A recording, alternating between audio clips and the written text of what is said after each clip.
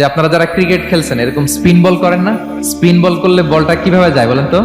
ঘুরতে ঘুরতে যায়। পৃথিবী যখন সূর্যের চারদিকে কক্ষে ঘুরে, ওই ঘোরার মুহূর্তে সে নিজে স্পিনিং হইতে থাকে, ঘুরতে থাকে। ওই স্পিন হইতে তার এক পিঠ থেকে আরেক পিঠে ঘুরতে তার 24 ঘন্টা সময় লেগে যায়। ওইটার কারণে দিবারাত্রি হয়। 12 ঘন্টায় আমরা দিন পাই, 12 ঘন্টায় আমরা রাত পাই।